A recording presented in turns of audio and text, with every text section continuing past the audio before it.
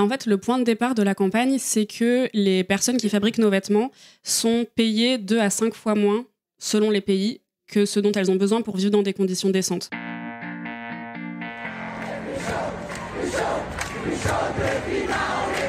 Bienvenue chez Basilic, le podcast pour changer de regard et imaginer ensemble un futur désirable. Je suis Jeanne, votre hôte, et chaque semaine, je tends le micro à celles et ceux qui façonnent le monde de demain. Je vous souhaite la bienvenue et j'espère que vous vous sentirez bien chez Basilic. Aujourd'hui, je reçois Margot Gémon, chargée de plaidoyer au sein de Max Havelaar France. Cet épisode a été pensé en collaboration avec Max Havelaar dans le cadre de la Fashion Revolution Week. Au micro, Margot nous présente la campagne Good Clothes Fair Pay. Aujourd'hui, 80% des travailleurs du textile sont des femmes. Margot nous explique pourquoi la logique des pratiques commerciales de la fast fashion rend l'ouvrière esclave d'une industrie qui s'engraisse et bafoue les droits humains. Grâce aux explications de Margot, le droit de vigilance à l'échelle européenne n'aura plus de secret pour vous. Je vous souhaite une très belle écoute et je remercie grandement Max Havelaar de soutenir Basilic. Salut Margot. Bonjour. Comment vas-tu ? Ça va très bien, merci. Je suis très heureuse de te recevoir dans le cadre de la Fashion Revolution Week, une semaine très particulière sur laquelle j'avais vraiment envie qu'on attire l'attention, qu'on prenne le temps de parler de ce mouvement. Je vais t'inviter à te présenter et ensuite on parlera de la campagne que tu soutiens et pour laquelle tu es référente au sein de Max Havelaar, qui s'appelle Good Clothes Fair Pay, et on en parlera juste après. Merci déjà beaucoup pour l'invitation. Donc, je m'appelle Margot, je travaille à Max Havelaar France, qui est une ONG de commerce équitable. Je suis là-bas depuis 2 ans en tant que chargée de plaidoyer, mais je fais du plaidoyer depuis la fin de mes études, donc ça fait à peu près 7 ans. Avant, je travaillais dans une autre asso. Donc, Max Havelaar France, on connaît plutôt sous le label sur le café, les tablettes de chocolat, les bananes, etc. Mais on a aussi des activités plutôt associations. On a des projets terrain, on fait de la sensibilisation auprès des jeunes, surtout des étudiants, et on a une activité de plaidoyer. On essaye d'agir pour que le commerce mondial soit plus juste, à la fois via notre label et à la fois en essayant d'influencer les décideurs et les décideuses politiques. Donc ça, c'est ce que je fais dans mon métier. Donc je trouve que j'ai beaucoup de chance de pouvoir allier mes convictions personnelles et politiques avec l'activité professionnelle que je pratique tous les jours. Et on essaye en fait de remettre les droits humains et la justice sociale et climatique au cœur des règles du commerce international pour qu'ils soient plus basés sur l'exploitation des travailleurs et la destruction de la planète. Donc, grand chantier. Mais voilà, du coup, moi, je travaille surtout sur les sujets donc droits humains, devoir de vigilance des entreprises, dont on parlera peut-être tout à l'heure, et textile. Donc, c'est ces 3 sujets qui t'animent au quotidien. Et dans le cadre de la Fashion Revolution Week, on a pensé avec l'équipe Max Havelaar que ça pourrait être super intéressant que tu nous parles justement de cette campagne qui s'appelle Good Clothes Fair Pay. Est-ce que déjà tu peux un peu nous dresser le contexte, rappeler aux auditeurs et aux auditrices comment est née cette campagne pour que vraiment on ait toutes les clés pour comprendre de quoi on parle ? Ouais, en fait, le point de départ de la campagne, c'est que les personnes qui fabriquent nos vêtements sont payées 2 à 5 fois moins, selon les pays, que ce dont elles ont besoin pour vivre dans des conditions décentes. Donc, elles sont extrêmement mal payées. Par exemple, en Inde, j'ai noté quelques chiffres. Le salaire minimum, environ, c'est 6 500 roupies. Donc, en euros, c'est 72 €. Pour avoir un logement décent... Le salaire mensuel. Le salaire mensuel, exactement. Un logement décent par mois, c'est 53 €. Une alimentation nutritive, donc de quand même bonne qualité pour tout un foyer, de taille moyenne, c'est 86 €. Donc, déjà, si on ajoute l'alimentation et le logement à des niveaux décents, on est sur le double du salaire minimum. Un salaire vital qui doit permettre de vivre dans des conditions décentes. En plus du logement et de l'alimentation, on doit ajouter l'éducation, la santé, les transports pour pouvoir aller à son lieu de travail, aussi pouvoir se vêtir de manière décente. Et surtout, un point qu'on oublie souvent mais qui est extrêmement important, c'est pouvoir mettre des économies de côté pour faire face aux imprévus, que ce soit en termes de santé, mais aussi de plus en plus en termes de changement climatique, notamment dans les pays d'Asie du Sud-Est, où les catastrophes et les événements d'intensité météorologique forte sont de plus en plus fréquents. Donc tout ça, ça représente un montant qui est 2 à 5 fois plus élevé que ce que les personnes qui fabriquent nos vêtements gagnent actuellement. Premier constat. Deuxième constat, l'écart entre ces 2 niveaux de salaire a augmenté les 10 dernières années. Donc, malgré le fait qu'on ait l'impression qu'il y a une prise de conscience généralisée, notamment depuis le Rana Plaza, Ouais, le ça Rana fait 10 Plaza, ans. voilà, qui était l'effondrement d'un immeuble d'usine de confection textile, ça fait 10 ans le 24 avril. Ça fera 10 ans. Malgré ça, malgré le fait qu'on a l'impression qu'on voit plein de marques prendre des engagements, sortir des collections capsules conscious, etc., en fait, la situation n'évolue pas, voire sur les droits humains se dégrade. Sur l'environnement, c'est pareil, même si ça ne sera pas forcément le focus de notre travail. Il y a d'autres assos qui ont beaucoup de choses à dire là-dessus. Donc ça, c'est un peu le point de départ de la campagne Good Clothes Fair Pay, qui est une campagne européenne qui exige, qui demande à l'UE d'obliger les entreprises à s'assurer que tous les travailleurs de leur chaîne d'approvisionnement recevront un salaire vital. Donc de les obliger par la loi. Et ça, c'est très important parce qu'on pense qu'on n'a plus le choix aujourd'hui d'attendre des entreprises des engagements volontaires. On est obligé de passer par la loi.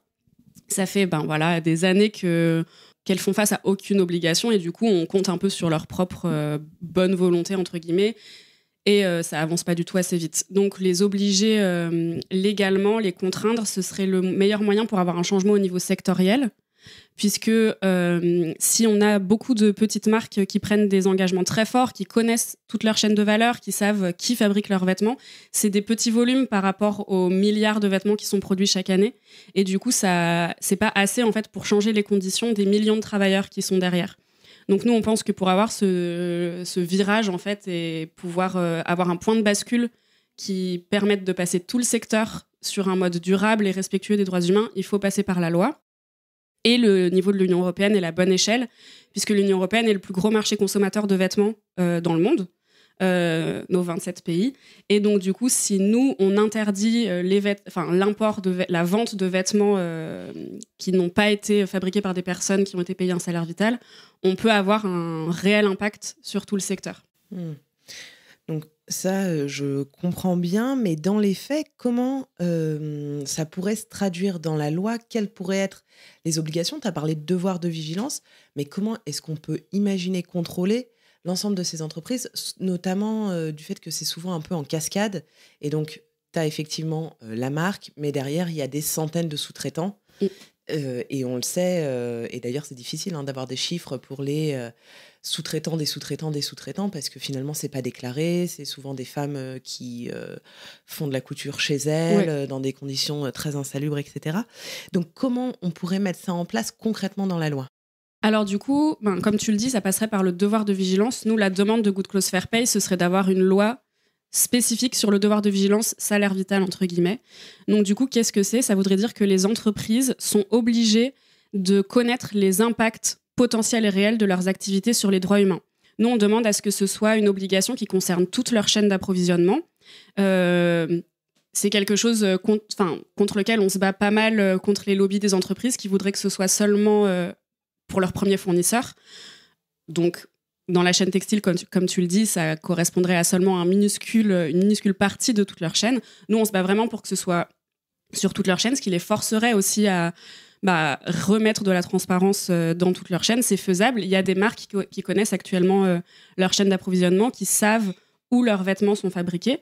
Donc ça, c'est le premier point. Une fois qu'elles ont identifié ces impacts, concrètement, elles devront prouver à des autorités nationales qui devront évidemment, si la loi est bien faite, être dotées de ressources financières et humaines pour pouvoir faire leur travail. Et elles devront prouver à ces autorités qu'elles ont mis en place des mesures pour soit prévenir les risques, soit les réduire, soit y remédier quand c'est des risques avérés. Si elles n'ont pas fait tout ça, un des volets très importants de la loi, c'est que leur responsabilité sera mise en jeu, leur responsabilité administrative, mais aussi civile. Donc, c'est-à-dire qu'elles pourront passer devant un juge si elles ne peuvent pas prouver qu'elles ont pris toutes les mesures à prendre pour réduire les violations des droits humains, et elles devront réparation aux victimes de leurs activités. En plus de pouvoir avoir des autorités de contrôle dotées de ressources, un deuxième point très important, c'est la charge de la preuve. C'est très important qu'on ne fasse pas peser la charge de la preuve aux victimes, mais aux entreprises. Donc, concrètement, qu'est-ce que ça veut dire? Ça veut dire que dans le cas où une victime a eu un droit humain bafoué, par exemple celui à un salaire vital, ça ne doit pas être à elle de devoir prouver que c'est à cause de cette entreprise que ce droit a été bafoué. Ça doit être à l'entreprise de prouver qu'elle a fait tout pour que ce droit ne soit pas bafoué. Et ça, c'est très important parce que les victimes, en fait, quand elles portent plainte, c'est comme la justice en France, mais encore en pire. Elles n'ont pas les ressources, elles passent par des syndicats, etc., ou des ONG. Toutes ces organisations n'ont pas les ressources financières pour pouvoir mener un procès qui va durer des années, trouver les preuves, monter des... Voilà. Donc, c'est David contre Goliath, enfin, c'est impossible. Exactement. Donc ça, c'est des points qui sont extrêmement importants sur le devoir de vigilance. Sans ces garde-fous, en fait, la loi sera un peu... sera utilisée pour dire, regardez, on fait des progrès, on travaille pour plus de responsabilité des entreprises, etc. Mais en fait, elle aura peu d'impact sur la réalité de la vie des travailleurs et des travailleuses, notamment dans le textile. Et donc, tu le disais, cette campagne, vous la portez pour qu'il y ait des actions qui soient prises à l'échelle européenne. Où est-ce que vous en êtes aujourd'hui ? Comment est-ce que c'est reçu ? Comment c'est reçu ? Je sais notamment que Raphaël Glucksmann se bat aussi à apporter beaucoup de visibilité, je pense, sur ces sujets de mode. Comment vous travaillez ? Quels sont les échanges ? Est-ce que tu as l'impression d'avancer ? Alors du coup, nous, on se bat en parallèle pour Good Clothes Fair Pay et pour une future directive devoir de vigilance de l'Union européenne qui concernerait tous les secteurs, donc pas seulement le textile, et tous les droits humains, donc pas seulement le salaire vital. Ces deux initiatives qui vont main dans la main. Good Clothes Fair Pay, c'est une initiative citoyenne européenne, donc ça veut dire qu'on a besoin d'1 million de signatures de citoyens européens pour qu'elles puissent ensuite être examinées par la Commission européenne. Je mettrai le lien d'ailleurs pour que les auditeurs et les auditrices puissent signer. Et ça prend vraiment 10 secondes à signer. En fait, en 10 secondes, je on l'ai a... fait il y a 2 jours. Voilà. Hyper rapide. C'est ça. En 10 secondes, on a le pouvoir vraiment de exiger le changement et d'exiger que ce soit un changement politique, ce qui est très important parce qu'à cette échelle-là, c'est pas en changeant nos comportements individuels qu'on peut avoir l'impact nécessaire en bout de chaîne. Et du coup, ces sujets, c'est plutôt bien reçu. En fait, c'est porté par énormément d'associations. Good Clothes Fair Pay est soutenu par une 60aine d'associations et de syndicats européens. Le devoir de vigilance des entreprises et du coup la responsabilité des multinationales, c'est un sujet qui est travaillé par énormément de sociétés civiles, de syndicats, d'associations de travailleurs et de travailleuses, etc. C'est des sujets qui sont bien reçus chez certains camps politiques et par contre sur lesquels il y a des énormes levées de boucliers chez d'autres. Et les lobbies d'entreprises, que ce soit dans tous les secteurs, pas seulement le secteur textile, se sont un peu levés au moment de la proposition de la Commission européenne, de la proposition de directive, qui encore une fois n'a pas encore été votée. Donc là, c'est vraiment un projet, on n'est pas encore au bout du combat, parce qu'en fait, tout simplement, ça va impliquer qu'ils changent leurs pratiques concrètement. Parce que pour respecter les droits humains, ils ne peuvent pas juste demander à leurs sous-traitants « maintenant, vous respectez les droits humains ». Ils sont les sous-traitants, pour reprendre du coup l'exemple du salaire vital, il y a environ 50% selon l'OIT des fournisseurs textiles, donc c'est-à-dire des usines textiles, qui ont déclaré à l'OIT avoir déjà accepté de vendre leur production à des prix qui ne couvrent pas les coûts de production. Ok, à perte donc. À perte, exactement. À cause d'avoir peur de perdre des clients et de perdre des marchés, d'être moins compétitifs. Pourquoi ? Parce que ça, c'est dû aux pratiques des marques et des distributeurs internationaux, notamment européens, qui vont mettre une pression énorme sur leurs fournisseurs pour produire des plus grandes quantités à moindre coût. Et ça, c'est vraiment le modèle de la fast fashion, en fait. C'est réduire les coûts à tout prix, produire d'énormes quantités et assurer des quantités de vêtements renouvelées en permanence pour le consommateur européen. Et ça, ça impacte directement la capacité des usines à respecter les droits humains des travailleurs. Parce que si on doit livrer en une semaine des quantités de vêtements faramineuses, ça veut dire des heures supplémentaires. Si on vend à perte, ça veut dire que ces heures supplémentaires ne seront pas forcément payées. Actuellement, les travailleurs et les travailleuses du textile, encore une fois, selon les pays, ils travaillent entre 12 à 20 heures par jour, dans les pires cas, 6 à 7 jours par semaine. C'est totalement inimaginable pour nous. Moi, je me dis, la moyenne, c'est à peu près 15 heures. Si on prend entre ces deux chiffres, travailler 15 heures par jour, 6 jours par semaine, on ne tiendrait pas. Enfin, c'est impossible C'est un travail physique, évidemment. C'est pas le travail que nous, on fait derrière nos ordinateurs. Enfin, c'est vraiment dans des conditions difficiles, avec le bruit des machines en permanence, etc. Donc, c'est vraiment des conditions indécentes, voire illégales. Et tout ça, en fait, c'est dû aux pratiques commerciales des marques. C'est pour ça que les lobbies ont un peu fait une levée de bouclier au moment où cette directive a été proposée. C'est parce que concrètement, ça veut dire changer leur business model.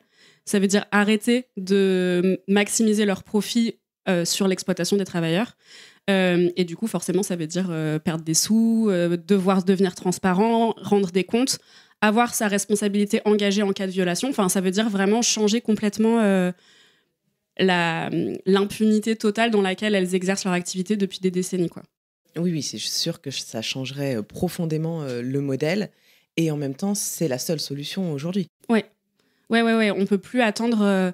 En fait, je pense que en termes d'engagement volontaire des marques, comme je disais tout à l'heure, il y a un peu deux choses. Il y a les engagements des grosses enseignes, des grosses marques qui sont, en tant que consommateurs, assez difficiles à décrypter et qui sont souvent du greenwashing ou du fairwashing en cas d'engagement social par opposition à engagement environnemental. Et donc ça, du coup, ça n'a aucun impact, en fait. Enfin, on peut limite le mettre de côté. Et le deuxième, c'est ce dont je parlais tout à l'heure, c'est les engagements des petites marques qui prennent des vrais engagements, qui sont traçables, qui connaissent leur chaîne d'approvisionnement, etc. Et ça, c'est super. Il faut qu'il y ait un environnement légal qui leur permette de se développer plus. Mais pour l'instant, c'est une petite goutte dans l'océan de la quantité de vêtements fabriqués.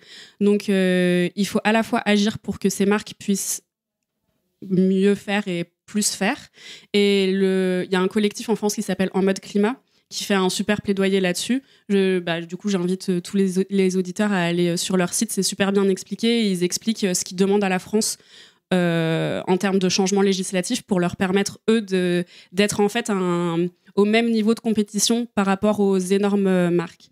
Donc voilà, du coup, je perds mon fil de pensée, mais voilà. En fait, il faut un changement législatif au niveau français, un changement législatif au niveau européen, stopper l'impunité des grosses marques et favoriser le modèle qui est prôné par des petites marques qui font les choses et qui ont prouvé que c'était possible de faire les choses bien.